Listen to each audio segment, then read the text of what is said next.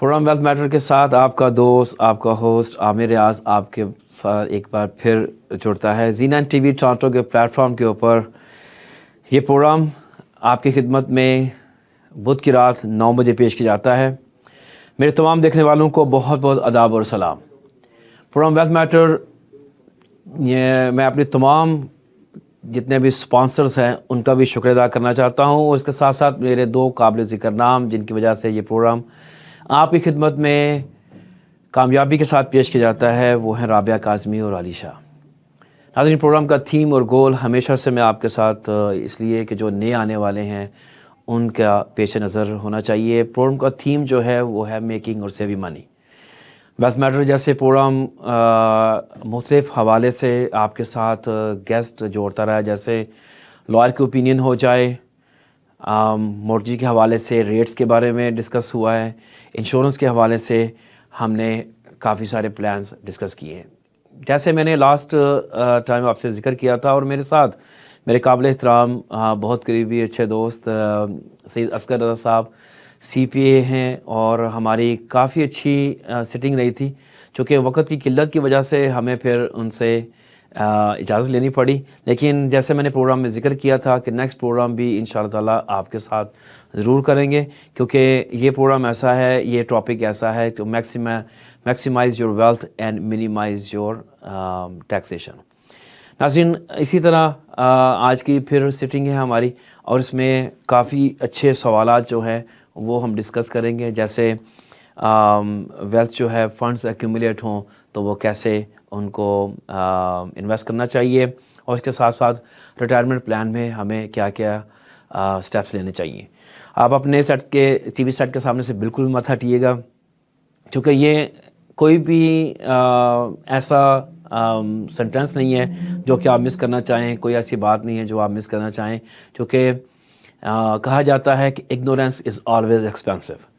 ये बात हमेशा से नज़र में रखिए कि नॉलेज ऑलवेज़ बी ए पावर। तो आज हम दोबारा सैयद असगर रज़ा साहब से साथ जुड़ते हैं, लेकिन उससे पहले हम छोटी सी ब्रेक लेते हैं। ब्रेक पे आने के बाद दोबारा उनसे साथ सिटिंग होगी। बहुत कलील और शॉर्ट नोटिस पे मुझे लब्बाइक कहते हुए ये मेरे साथ जुड़ते हैं। मैं इनका बहुत बहुत ममनून और मशकूर हूँ कि आज फिर इंशाअल्लाह ताला इनके साथ कुछ बातें होंगी। सो stay with us and keep watching Z9 TV Toronto. We'll be right back after a short break, and thank you so much for watching. Thank you. कामयाबी मिलती है नॉलेज और एक्शन से at the right time and at the right place. इसीलिए मिलिए real estate में कामयाबी की जमानत आमिर रियाज के साथ, experienced, honest and dedicated real estate expert, जिनके साथ अब प्रॉपर्टी लिस्ट कीजिए सिर्फ 1% कमीशन पर। सो बाय, सेल और invest with Aamir Riaz. Call now at 416-319-2637।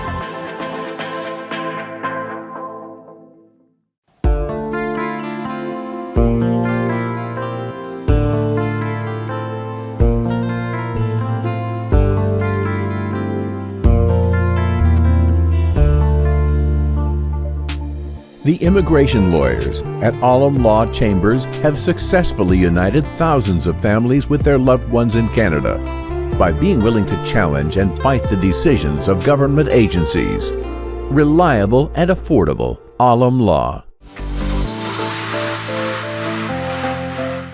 Programme wealth matter के साथ दोबारा आपकी खिदमत में हाजिर हूँ। जैसे ब्रेक से जाने से पहले मैंने जिक्र किया था कि आज फिर मैंने अपने करीबी दोस्त, बहुत काबिल एहतराम और बहुत बिज़ी CPA सैयद असगर रज़ा साहब के साथ दोबारा जुड़े हैं। लास्ट टाइम जैसे जिक्र किया था कि इनके साथ ढेरों बातें, लेकिन टाइम की जो एक कलील होता है ना जी हमारे पास, उसकी वजह से हमें डिसकंटिन्यू करना पड़ा। लेकिन आज फिर एक शॉर्ट नोटिस पे ये दोबारा हमारे साथ जुड़े हैं। Sir, thank you so much for being with us and really obviously मैं बहुत थैंकफुल हूँ आपका कि आप शॉर्ट नोटिस पे मेरा हमेशा जो है ना वो मेरे साथ जुड़ते हैं। Thank you so much. बहुत शुक्रिया आमिर साहब, आपने मुझे अपॉर्चुनिटी दी कि अपनी कम्युनिटी को कुछ हम सर्व कर सकें। इसके हवाले से मैं आपका बहुत शुक्रगुजार हूँ। It's so nice of you कि आप ये कम्युनिटी के लिए इतना अच्छा प्रोग्राम कर रहे हैं। Thank you so much sir. Asad साहब, मैं दोबारा उसी तरीके से फ़ौरन अपने टॉपिक पर जाना चाहूँगा। जैसे जिक्र हो रहा था कि न्यू कमर्स होते हैं, उनके लिए भी आपके पास काफ़ी प्लान होते हैं। जैसे जिक्र कर रहे थे कि जैसे कोई इंसान न्यूली कमर इन कनाडा है, फंड्स एक्यूमुलेट हुए, so how they gonna have option to invest. इसके बारे में जितना आप रोशनी डाल सकेंगे मेरे व्यूवर्स को, उतने ही इसका बेनिफिट होगा सर। देखें, इनिशियली तो जब न्यू इमिग्रेंट्स आते हैं तो उनके पास सबसे पहले वो कोशिश करते हैं या तो अपनी लिए जॉब ढूंढें या कोई ऐसा बिजनेस है वो कर लें। तो कनाडा के लिए जैसे हमने पहले से अर्ज किया है कि कनाडा में बेस्ट जो है वो बिजनेस है। अब बिजनेस में फर्स्ट टू 3 इयर्स तो आपके स्ट्रगल के होते हैं, उसके बाद आप फिर जरा सा स्टेबलाइज होना शुरू होते हैं। और अगर आप बिजनेस कर रहे हैं तो आपका फंड्स भी एक्यूमुलेट होना शुरू हो जाता है। Absolutely. लेकिन फंड्स की एक्यूमुलेशन के बाद सबसे पहली जो चीज होती है वो होता है अपना घर। जो सबसे पहली जो बड़ी बिग इन्वेस्टमेंट होती है वो अपना घर लेना होता है, और वहीं से यही सबसे बेस्ट टैक्स सेविंग होती है, क्योंकि प्रिंसिपल रेजिडेंस के ऊपर आपको जब आप सेल करते हैं तो उसके ऊपर टैक्स नहीं लगता। सबसे पहली चीज जो आप करनी चाहिए वो अपना लिए घर, प्रिंसिपल रेजिडेंस, अपने लिए घर लेना चाहिए। चाहे जितने भी पैसे हों, छोटे से घर से जरूर स्टार्ट करें। सबसे पहली तो ये स्ट्रेटेजी है। फिर उसके बाद अब जब आपने पहला घर ले लिया तो 3, 4 या 5 या 6 साल के बाद फिर आपके पास मजीद कुछ पैसे होने लगते हैं, और उस वक्त आपके पास इन्वेस्टमेंट की ऑप्शंस होती हैं। तो इन्वेस्टमेंट के जो हैं, there are 2 school of thoughts. एक स्कूल ऑफ थॉट ये है कि आप जो है वो इक्विटी बेस्ड इन्वेस्टमेंट करें, जैसे कि आप म्यूचुअल फंड्स परचेज कर लें, बॉन्ड्स परचेज कर लें, शेयर्स परचेज कर लें। ये सारे ऑप्शंस होते हैं, इसको इक्विटी बेस्ड इन्वेस्टमेंट कहते हैं। दूसरा ऑप्शन होता है आपके पास कि आप रियल एस्टेट की तरफ जाएं। These are the 2 school of thoughts investments में। तो दोनों के अपने प्रॉन्स एंड कॉन्स हैं, लेकिन जो रियल एस्टेट है उसके अंदर जो है वो आपके पास एक एडवांटेज ये होता है कि आपने डाउन पेमेंट डाली 10%, 20% या 25%, और आपकी जो अप्रिसिएशन हो रही है वो 100% पे हो रही है।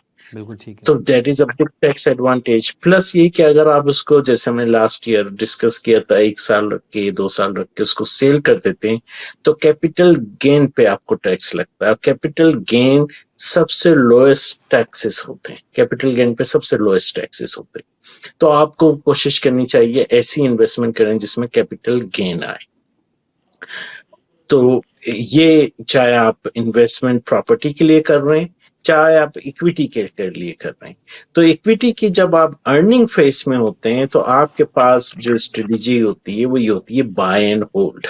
चाहे आप इक्विटी कर रहे हो, चाहे आप प्रॉपर्टी कर रहे हो, आप बाय करते हैं और होल्ड करते हैं, लेट इट ग्रो, और जब वो ज्यादा ग्रो हो जाता है उसको बाद उसको आप सेल कर देते हैं जी। ये स्ट्रेटेजी होती है जब आप अर्निंग फेस में हो। लेकिन साथ साथ आपको, क्योंकि कनाडा की एक सबसे बड़ी अच्छी बात यह है कि यहाँ पे जब भी बेबी बॉर्न होता है तो उसकी जो प्लानिंग हो जाती है कॉलेज और यूनिवर्सिटी का 18 इयर्स का जब होता है, उस वक्त की प्लानिंग कर रहे होते हैं 18 इयर्स की, RESP प्लान जैसे आपने सुना होगा। इसी तरह जैसे ही आप फर्स्ट जॉब लेते हैं, आपकी स्ट्रेटेजी होती है कि सबसे पहले RRSP में कंट्रीब्यूट किया जाए, रजिस्टर्ड रिटायरमेंट। वो सब रिटायरमेंट की जो प्लानिंग हो रही होती है वो उस वक्त नहीं होती जब आप 50 और 60s में हो। रिटायरमेंट की प्लानिंग उस वक्त हो रही होती है जब आप फर्स्ट पे चेक लेते हैं। तो this is a good quality of Canada कि आप कनाडा में इस तरह की आपके पास अपॉर्चुनिटीज हैं कि आप जो हैं वो फ्यूचर का प्लान कर सकते हैं। तो यहीं पे अगर हम अपने उस इन्वेस्टमेंट स्ट्रेटेजी पे जाएं, तो अगर आपने इक्विटी बेस्ड इन्वेस्टमेंट ली है तो आपको इनिशियली अर्निंग फेज पे आप वो इन्वेस्टमेंट स्ट्रेटेजी लेंगे, वो इन्वेस्टमेंट करेंगे जिसके अंदर आपको कैपिटल गेन हो। बाय करेंगे, होल्ड करेंगे। लेकिन जब आप रिटायरमेंट पे चले जाएंगे, उस वक्त आपकी स्ट्रेटेजी चेंज हो जाएगी और आप वो इन्वेस्टमेंट्स करेंगे जहां पे आपको स्टेडी इनकम मिले और लो रिस्क हो। क्योंकि अर्निंग फेज पे आप रिस्क ले सकते हैं, लेकिन ठीक है, जब आप रिटायर हो जाते हैं उस वक्त आप रिस्क लेना आपके लिए मुश्किल होता है। मुश्किल हो जाता है। तो ये चीज आपकी इक्विटी होती है। अब यही फॉर्मूला आपको रियल एस्टेट पे भी अप्लाई होता है कि आपने बाय एंड होल्ड करके प्रॉपर्टीज परचेज कर ली और उसको आप स्लोली पे ऑफ कर रहे हैं, और अब जब रिटायर हुए तो वो फुली पेड हो गया। अब आपके पास एक स्टेडी इनकम, रेंटल इनकम की सूरत में आपके पास आनी शुरू हो गई। तो आपकी एक रिटायरमेंट की प्लानिंग भी हो गई, आपके पास लोएस्ट टैक्सेस भी हो गए, आपने ग्रोथ भी बना ली, आपकी एक वेल्थ बन गई आपकी। तो इस तरीके से आपका प्लानिंग होनी चाहिए ताकि आप जो है वो प्रॉपर तरीके से इसको वेल्थ को इंक्रीज भी कर सकें और टैक्स को मिनिमाइज भी कर सकें। बिल्कुल ठीक है।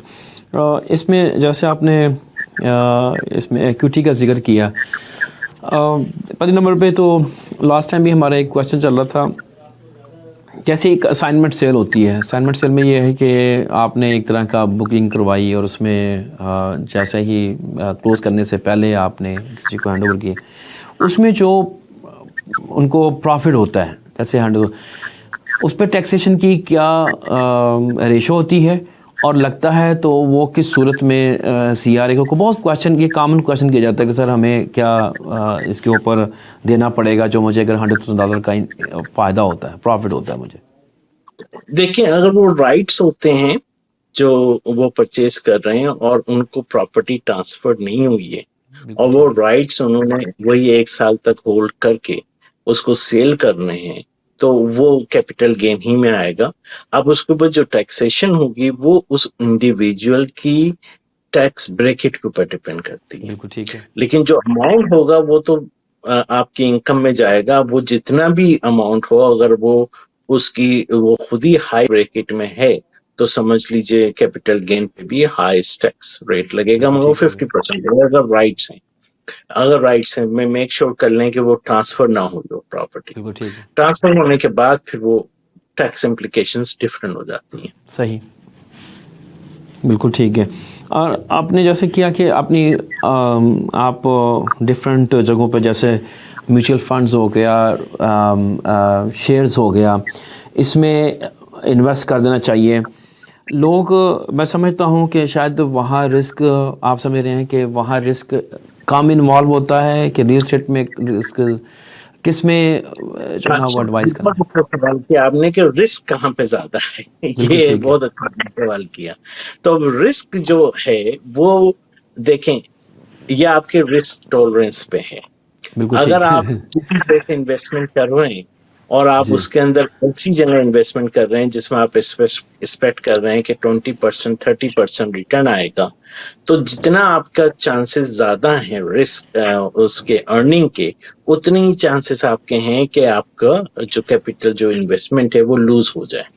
मैक्सिमम प्रॉफिट लग गया तो आपको बहुत प्रॉफिट हो जाएगा या आपका बहुत ज्यादा कम हो जाएगा।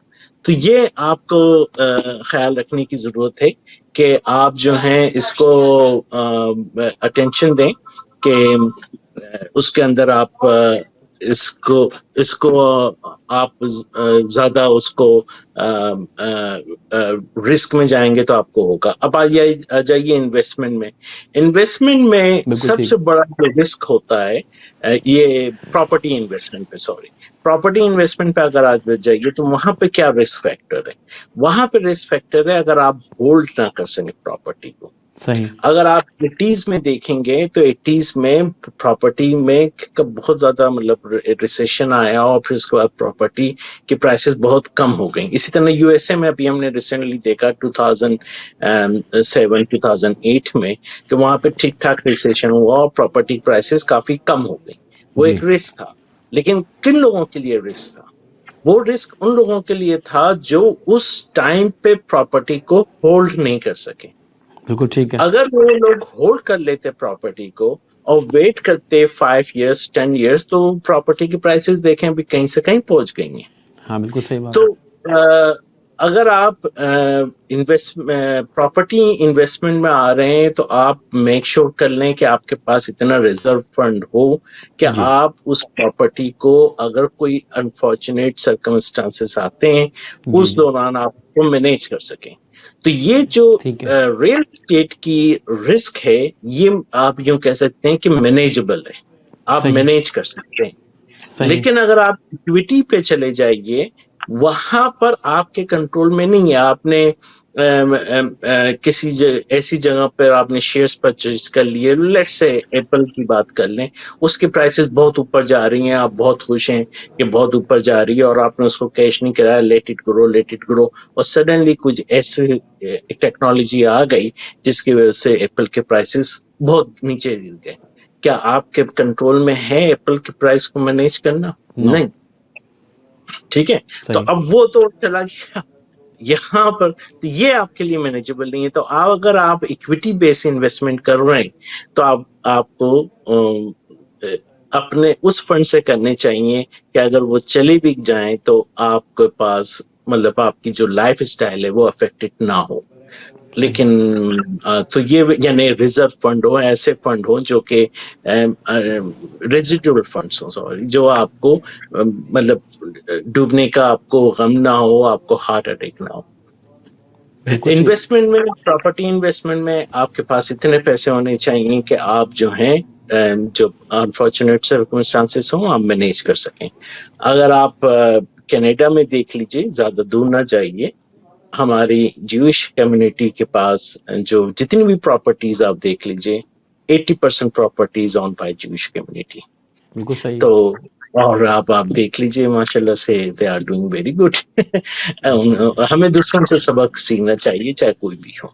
बिल्कुल सही बात। तो ये चीज है, आप उससे भी देख लीजिए। मतलब अगर आपको वेल्थ बनानी है तो एक ये बहुत बेस्ट सोर्स है। बिल्कुल सही है। और मेरे ख्याल मुताबिक इस वक्त कनाडा के सबसे ज़्यादा जो बिल्डर्स हैं वो जूस कम्युनिटी के ही हैं, जिसमें से कपल ऑफ बिल्डर ऐसे हैं जिसके साथ मैं काम कर रहा हूँ, जैसे फर्नब्रुक हो गया।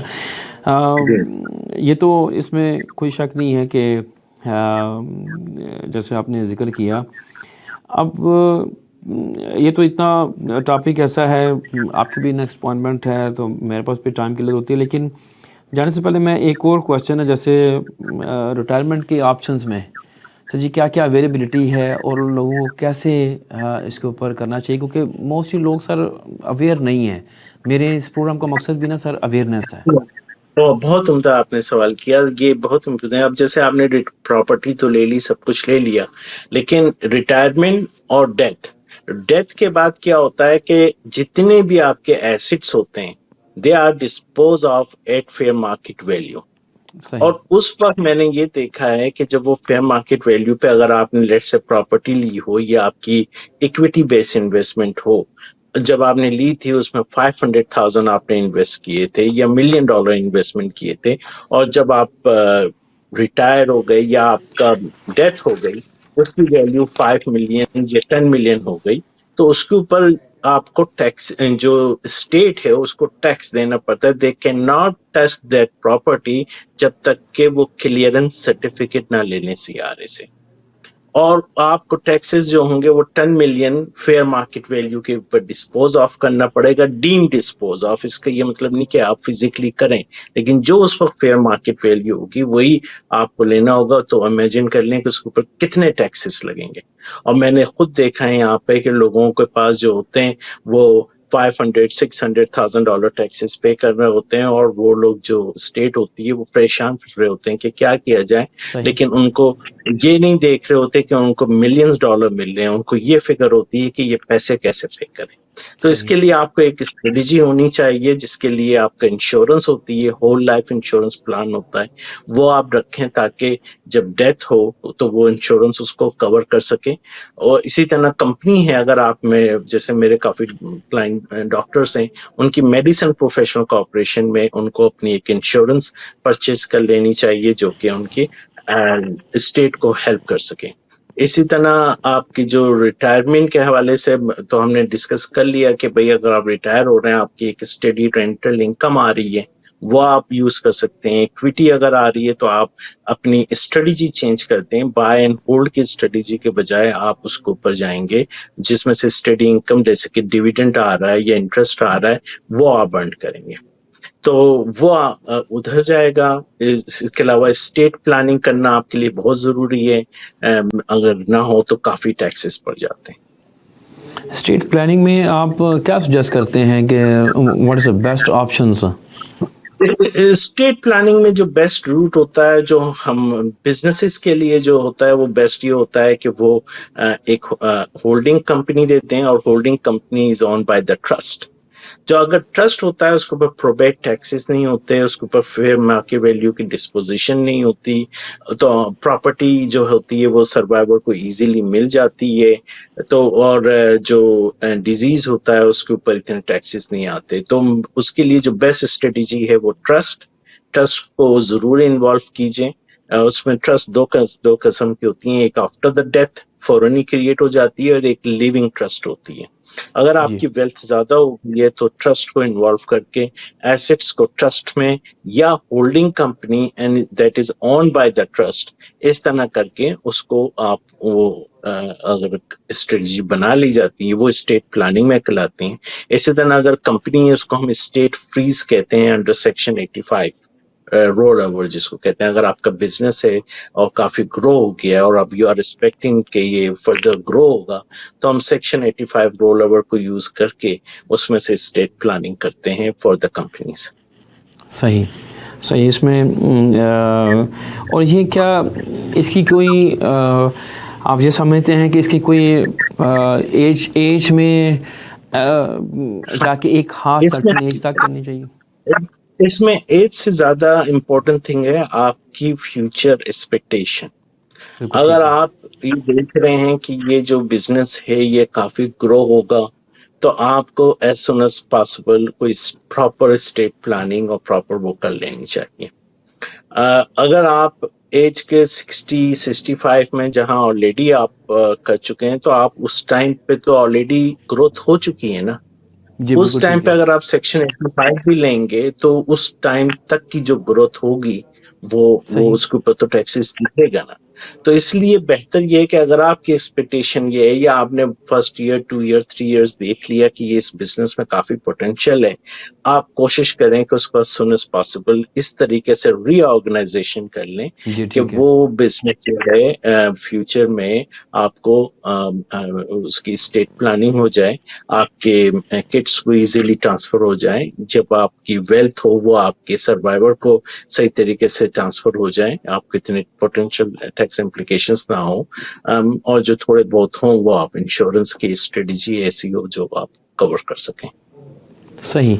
अच्छा साहब, इसमें जो हमारे यहाँ आपको पता है कि हम particular talking about Canada side, यहाँ आपको पता है हमारा ओहिप का मेडिकल का काफ़ी कवरेज होती है। क्या जो आप कवरेज की बात कर रहे हैं, इंश्योरेंस की बात कर रहे हैं, क्या इसमें ऐसे कुछ एक प्लान के बारे में डिस्कस करना पसंद करेंगे कि जिसमें हमारी भी इन्वॉल्व हो? मैं जो इंश्योरेंस की बात कर रहा हूँ वो हेल्थ प्लान की बात नहीं कर रहा हूँ। मैं यूजुअली यहाँ पर लाइफ इंश्योरेंस की बात कर रहा हूँ। लाइफ इंश्योरेंस दो तरह की होती हैं, एक परमानेंट लाइफ इंश्योरेंस होती है, एक आपकी टेम्परेरी लाइफ इंश्योरेंस होती है, या टर्म लाइफ इंश्योरेंस जिसे कहते हैं। तो टर्म लाइफ जो होती है वो 10 इयर्स 20 इयर्स 30 इयर्स के लिए होती है, और जो परमानेंट लाइफ होती है जिसका जो दूसरा नाम है वो होल लाइफ या यूनिवर्सल लाइफ है, वो होती है। ये जो मैं जो सजेस्ट करता हूँ वो होल लाइफ और आपके यूनिवर्सल लाइफ इंश्योरेंस जिसे परमानेंट इंश्योरेंस कहते हैं, उसको रिकमेंड करता हूँ, जो कि आपका इतनी आपकी कवरेज हो कि आप पोटेंशियल जो टैक्सेस आ सकते हो वो उस इंश्योरेंस पैसे से पे हो जाए। टर्म लाइफ या जो टेम्परेरी लाइफ इंश्योरेंस होती है 10 इयर्स 20 इयर्स 30 इयर्स, वो उस वक्त तक के लिए सही होती है जब तक कि आप अर्निंग फेज में हो। मिसाल के तौर पे आप 30 के हो, 35 के हो, 40 पे हो, तो वो आप ले लीजिए, उसकी प्रीमियम भी कम होता है और वो उस वक्त के लिए तक के लिए मैं 20 इयर्स तक के लिए मेरे ख्याल में काफी है। और कि अगर गॉड फॉरबिड इस अर्निंग फेज में कुछ हो जाए तो आपका कुछ पीछे प्रॉब्लम ना हो, आपकी फैमिली वही स्टाइल ऑफ लिविंग रखे जो आपके सामने रखी हुई थी। तो ये उसका पर्पस होता है। होल लाइफ का पर्पस ये होता है कि जब आप चले जाएं तो पीछे से जो है आपके टैक्सेस वगैरह आराम से पे हो जाएं। So these are the two difference जो इंश्योरेंसेस में होता है। तो जो मैं अपने क्लाइंट्स को बोलता हूँ टेम्परेरी लाइफ इंश्योरेंस या उसके, ये उस वक्त तक सही है जब आप चले जाएं तो पीछे आप फैमिली आपकी मिस ना करे आपको, कि हाँ भाई वो होते तो ये हो जाता, वो होते तो ये हो जाता। ये इस चीज का आपका ख्याल रखना है। लेकिन जो होल लाइफ है वो जैसे मैंने बताया टैक्सेस के लिए। जी, इसमें मैंने देखा है कुछ कंपनी ऐसी भी हैं जो कह देती हैं कि जी आपका कोई मेडिकल टेस्ट नहीं है, आप किसी किस्म की घर बैठे आपको एक मिल जाएगी। और मैंने कुछ ऐसे इंश्योरेंस ब्रोकर के साथ मेरी बातचीत, तो उन्होंने बोला कि हमें बड़ा दुख होता है जब एक बंदा एलिजिबल है, उसकी सर्टन डेथ हुई है, पर it was not the terminology they use, बाद में उनको बेनिफिट होता नहीं होता, और उनकी इंश्योरेंस कंपनी के जेब से पैसे निकलवाना भी आपको पता है कितना टफ। आई डोंट नो कि which one you recommend. And देखो, मैं इंश्योरेंस की एक्सपर्टीज में नहीं, मेरा बेसिक जो एक्सपर्टीज है वो है taxation, accounting, audit, review, engagement. Financial planning में मतलब ये जो सजेशन कर रहा हूँ, मैं कोई फाइनेंशियल प्रोडक्ट सेल नहीं करता, ना जी मैं जी सॉलिसिट करता हूँ, क्योंकि मैं इस फील्ड में हूँ तो मुझे इसकी नॉलेज रखना जरूरी। ये मैं जी बता दूं कि आप जब भी कोई इंश्योरेंस प्लान लें और उसके अंदर आप अपनी तमाम उस फॉर्म को, और खास करके जो एजेंट आपका फॉर्म फिल कर रहा है, वो मेक श्योर कर लें कि सब करेक्ट हो, क्योंकि कोई भी मिस स्टेटमेंट अगर होगा तो वो जो इंश्योरेंस कंपनी है दे नीड सम एक्सक्यूज, और वो फिर उस एक्सक्यूज को बना के वो आपको रिजेक्ट कर सकते हैं। And I have seen it कि लोगों को जो है वो रिजेक्शन हुई है, बड़ी बड़ी इंश्योरेंस कंपनी से रिजेक्शन हुई है, और जी रिजेक्शन होने के बाद जो फैमिली हुई है वो बहुत अफेक्टेड हुई है। तो मेक श्योर कर लें कि जिस इंश्योरेंस एजेंट से डील कर रहे हैं उसकी क्रेडिबिलिटी हो, उसकी, और जो क्रेडिबिलिटी हो भी फिर भी आपको फर्ज बनता है कि जो कुछ भी उसने फिल किया है उसको रिव्यू कर लें, मेक श्योर कर लें कि वो एजेंट सिर्फ अपनी कमीशन बनाने के लिए गलत चीज डालकर और आपको खुश करने के लिए कि प्रीमियम कम है आपका, देखें मैंने इतना अच्छा प्रीमियम दिला दिया, और रॉन्ग जी। स्टेटमेंट देकर वो ना हो। ये चीज का ख्याल रखें आप। हाँ, ये बहुत बहुत इम्पोर्टेंट और यहाँ बड़ा कॉमन है, क्योंकि आई डोंट थिंक सो कि लोग बेसिकली, मैं खुद भी जी कई दफ़ा ऐसा हुआ है कि डिफरेंट अपने किसी जानने वाले को सपोर्ट करते करते, लेकिन बाद में डिसकंटिन्यूसली करना पड़ा कि वो खुद ही कह रहे हैं कि जी हमें भी उसका नॉलेज नहीं है और हमें बड़ा दुख होता है। खैर, असगर साहब, लिटरली इस प्लेयर टॉकिंग टू यू, और स्पेशली जो टॉपिक है, मुझे ऑलरेडी इसके अलावा भी लोगों ने मैसेजेस भी किए हैं, कॉल्स भी किए हैं, और मैं इंशाअल्लाह बशर्ते ज़िंदगी आगे फ्यूचर में भी मैं आपको लाजमी ज़हमत दूंगा, क्योंकि टॉपिक ऐसा है कि आपके रिलेटेड इतना टॉपिक अच्छा है और इतना वसी है कि इसमें लाजमी लोगों को जो है ना इंफॉर्मेशन चाहिए, क्योंकि सम पॉइंट पे लोग उन्हें नॉलेज नहीं है, एक डायरेक्शन भी नहीं है। अच्छे पढ़े लिखे लोग होते हैं, चूँकि यहाँ जो भी आता है वो स्किल बेसिस के ऊपर क्वालिफाई होके फैमिली के थ्रू आता है, तो वो आके उसको जो सर्वाइवल होता है ना सर, वो उसी में इतना इन्वॉल्व होता है कि they don't know where to go. अच्छे भले मैंने देखा है कि चलो जी अपॉर्चुनिटी नहीं थी, आ गए हैं, कश्तियाँ जला के आ गए हैं लोग।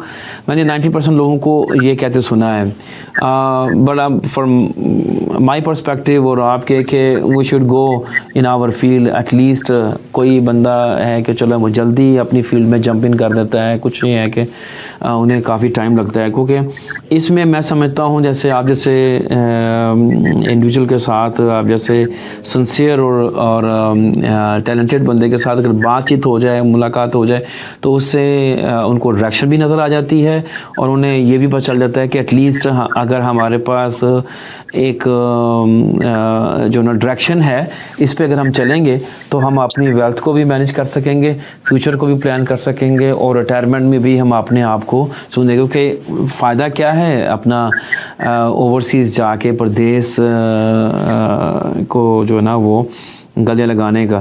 तो असद साहब, मैं ये टॉपिक है और ऐसा टॉपिक है, मुझे फॉर श्योर है कि इसमें मुझे मज़ीद कॉल्स, आपको पता है कि पाकिस्तान इंडिया में भी और हमारा पर्टिकुलरली यूएसए में भी काफ़ी इंटरेस्ट के साथ ये प्रोग्राम शेयर किया जाता है और देखा जाता है। Maximum wealth minimise your taxation. Sir अपना नाम तो मैं आपको कई दफ़ा ले चुका हूँ, अपना सर नंबर जो है डायरेक्ट लाइन वो एक दफ़ा मेरे व्यूअर्स के लिए बोल दीजिए ताकि वो इसको नोट कर सकें और फिर इंशाल्लाह हमारी जो सिटिंग है कपल ऑफ वीक के बाद मैं दोबारा आपको बग करूँगा, क्योंकि मेरे पास आपके लिए भी कोई और भी क्वेश्चन होंगे और फिर इंशाल्लाह अपॉइंटमेंट बना के तो दोबारा मैं आपको ज़हमत दूँगा। अपना नंबर सर ज़रा हॉटलाइन जो है उसको हमारे साथ शेयर कीजिएगा सर प्लीज़। सर आपका बहुत बहुत शुक्रिया कि आपने मुझे अपॉर्चुनिटी दी यहाँ पर अपनी कम्युनिटी मेंबर से बात करने के लिए। Very nice. Thank you so much. 647-999-5536. Oscar साहब, thank you so much for being with us. I know कि योर बिजी स्केड्यूल में आपने मेरे लिए टाइम निकाला और मैं आपका बहुत ममनून मशकूर हूँ। आई ओ यू बिग टाइम। इंशाल्लाह ताला सर दोबारा भी मिलते हैं और दोबारा जो है ना वो हम इसी टॉपिक में जो भी मेरे पास क्वेश्चन आएंगे definitely put up in front of you. मुझे इतना पता है, मुझे इतना बिलीव है कि इंशाल्लाह आप जैसे पहले आपने इन चीज़ों का बड़े अच्छे तरीके से जो ना वो मेरे व्यूज़ को रहनुमाई की है, तो आगे भी करेंगे। बहुत शुक्रिया सर, बहुत शुक्रिया for being with us. Thank you so much for today sir. Thank you. ये थे नाज़रीन हमारे साथ सैयद अस्कर रज़ा, CPA, नहायत टैलेंटेड, हार्ड वर्किंग और ऑनेस्ट हमारे डेडिकेटेड पर्सन है इन आवर कम्युनिटी। बहुत बड़ा नाम है और काफ़ी बिजी रहते हैं। मेरी शॉर्ट नोटिस पे हमेशा ये लब्बाई कहते हैं। मैं दोबारा नंबर शेयर करूँगा इनका आपके साथ 647-999-5536। वो इजी नंबर है to remember, put it on favourites और इनको अपने जितने भी से लेके इक्विटी यूज़ करने और वेल्थ को कैसे आप अपना डायरेक्शन कर सकते हैं जिसमें आप अपना रिटायरमेंट प्लान कर सकें। आने का मकसद और यही चीज़ हम अपने मेरे बेसिकली प्रोग्राम का मकसद भी तो यही है कि वो make sure you guys save और make money in order to respectively put up in front of people, just bringing all kind of categories like insurance advisor or mortgage agent और इसी तरीके से जैसे आज सैयद अस्कर साहब से बातचीत हुई है। आप अपना बहुत सारा ख्याल रखें और keep watching Z9 TV Toronto. We'll be right back or I will discuss some more new heart listing and as well as pre-construction projects. So stay with us and keep watching Z9 TV Toronto. Thank you so much. KK Travel believe in providing everyone the first class customer service. We take care not only for your air ticket but dignity and respect as well. We are available for you anytime on WhatsApp, even while you are in Pakistan or any other destination. KK Travels guarantee lowest prices and are open to price match any airline. We are KK Travels under supervision of Gas Khan at 905-367-9433 or visit www.gaskhontravels.com. Welcome to the world of flavors, where we treat your taste buds to celebrate and share the happiness, no matter how big or small they are. Welcome to Shireen Mahal, now with 4 locations in the GTA, where you get the best quality traditional Desi sweets, chicken tikka patties, hunter beef, cakes, pastries, carrot halva, halva puri on weekends served with Kashmiri chai, and much more. At Shireen Mahal, serving at 4 locations in GTA, where you get the best quality traditional Desi sweets.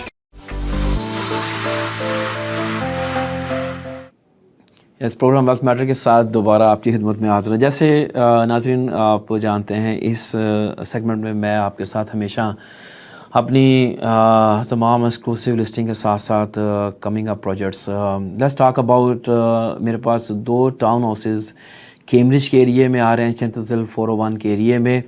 आप इसके बारे में मालूमात ले सकते हैं। It's 3 bedroom 2.5 washroom 3 story। Asking will be 649,900 649,900 होगी। और I will holding offers for the next week. Open house भी होगा। नाज़रीन इसके साथ साथ मेरे पास जो कमिंग अप प्रोजेक्ट्स हैं जिसमें हार्बर फ्रंट है। हार्बर फ्रंट LJM की तरफ से जो प्रोजेक्ट है उसके बारे में भी आप मेरे से, मैं एक्चुअली वर्कशीट ले रहा हूँ और आप मालूमात ले सकते हैं स्टार्टिंग फ्राम 3.5। इसके साथ साथ जो डाउनटाउन प्रोजेक्ट चल रहा है और इसके साथ साथ हमारे पास जो नेक्स्ट प्रोजेक्ट लंदन ओंटारियो में भी है। नाज़रीन लिस्टिंग में हमेशा मैं जिक्र करता हूँ, जैसे 1% कमीशन है। You can ask me any time कि व्हाट इज़ 1% कमीशन। इसके डिफरेंट प्लान्स हैं और इसके बारे में हम डिस्कस कर सकते हैं, व्हाट्स इंक्लूडिंग इन 1% कमीशन।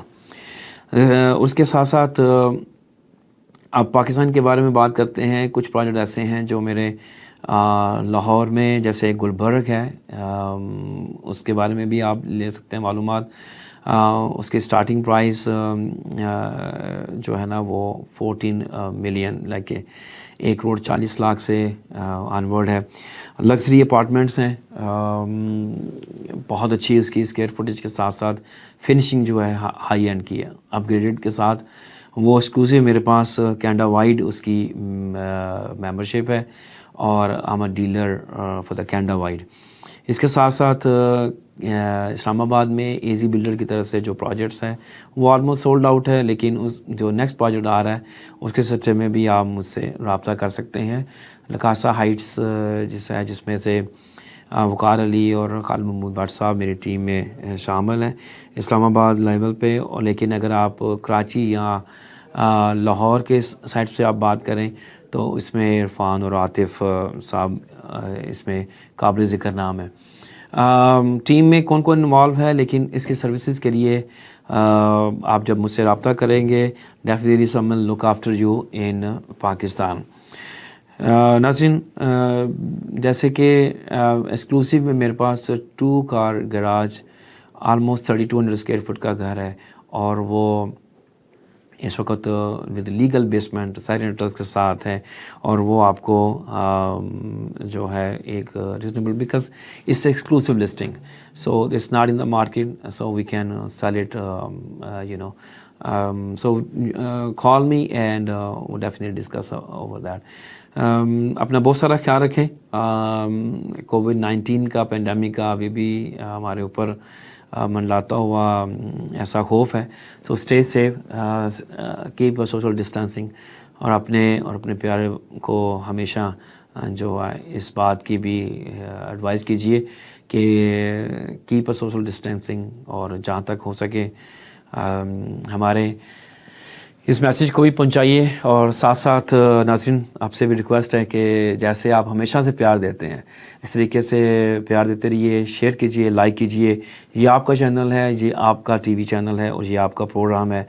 हमेशा support as much as you can, like and share and. और मैं जाने से पहले फिर अपने तमाम व्यूअर्स का शुक्र अदा करूँगा जिनकी बदौलत ये प्रोग्राम जीना टीवी टोरंटो के प्लेटफॉर्म के ऊपर हिट टीवी शो है। इसको हिट टीवी नंबर 1 ही बनाइए रखिए, जो कि आपकी वजह से हम हैं।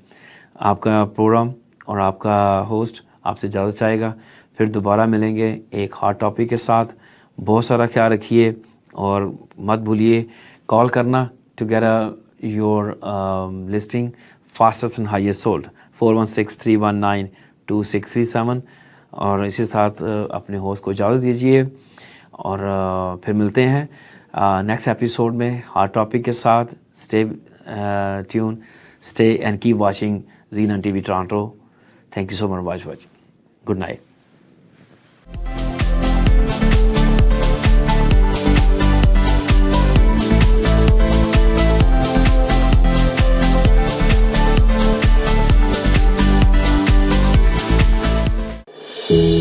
वक्त के साथ साथ हर चीज की कीमत बढ़ती है, मगर कामयाब है सिर्फ वो लोग जो इसकी घन गरज को समझते हैं। तो मिलिए रियल एस्टेट मार्केट के experienced real estate professional Wajid Malik से, GTA में रियल एस्टेट मार्केट के हर अंदाज से वाकिफ। आप फर्स्ट टाइम बायर हैं या एग्जिस्टिंग ओनर जो घर खरीदना या बेचना चाहते हैं, contact now Wajid Malik at 416-827-3333. Wajid Malik, trusted name in the community. GTA की top of the line quality printing में we are the leaders with lowest prices in town. We are Z9 Media. Top quality और lowest prices है guaranteed. हर तरह की graphic designing और printing services from huge banners to posters, real estate signs, vinyl, magnet flyer, business card. Your one-stop shop for all science and printing needs. Call now 647-500-9477. Z9 Media.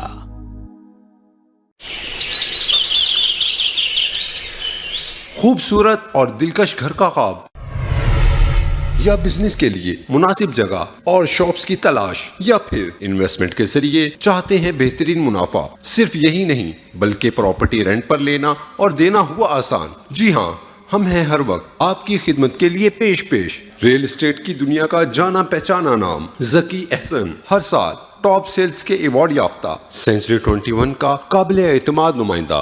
तो अभी call कीजिए 416-879-6537। If you want to buy or sell residential, commercial, investment property, then call Gold Award winner and certified negotiation expert Zach Hassan at 416-879-6537. Are you tired of low sales from your business? Are you looking for the best way to increase your sales? Contact us today and let us show your business to thousands of local and global customers. At Z9 TV, we are a fast-growing TV channel in Canada. With a quickly growing audience size, we are helping companies and business grow by advertising to a huge number of customers. If you are looking to increase your brand recognition, promote your professional services, or increase your product sales, we provide you with the right platform to do just that, with a full return on investment in just a short time. A commercial advertising platform is the right tool for your business. At Z9 TV, your business is never too small to advertise, since we have different packages for everyone. Contact us today and get more exposure for your business at low rates. Call us at 647-500-9477.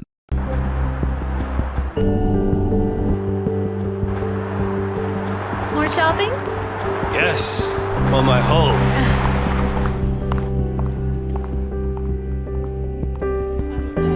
Welcome to Pan Am Blinds Limited. My name is Bobby, and I would like to introduce our very newest product. It is only with us with Pan Am Blinds in improved. It's combination of and silver shades, so Venus shades, or Shangri-La shades. So it's a very unique and new product in different color. It's an energy saver. You can save your 85% energy, and also it has child safety features over here. If you see here, if it goes down, it will open itself, and you will see through from this, but ultraviolet rays controlled. No UV light will come in, and you can see out, and people, they can see very slightly. Please come to our store and see how many beautiful colors we do have, and enjoy your comfort of life.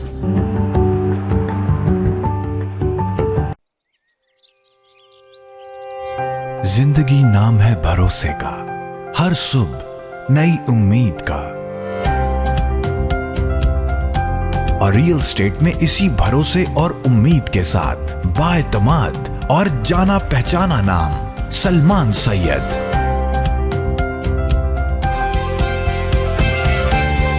क्योंकि market चाहे जैसी भी हो, अगर सच का साथ है तो क्या बात है। So real estate buying, selling या इन्वेस्टमेंट के लिए अभी कॉल करें Salman Syed at 416-505-3337.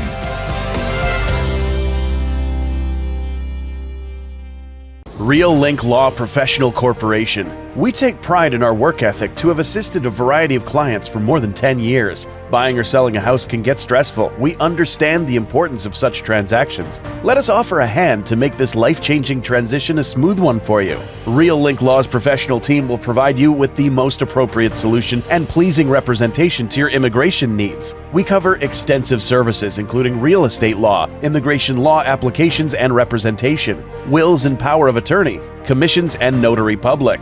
Dealing with legal matters requires trustworthy and proper representation. We aim to provide the same here at Real Link Law. We deal with real estate law, immigration, and wills and estate laws. Come and experience yourself. Looking forward to assist you. Let us make a difference to your experience through our services. Real Link Law Professional Corporation, 302-250 Consumers Road, North York, Ontario. M2J 4V6 Canada. Phone number 416-497-6060.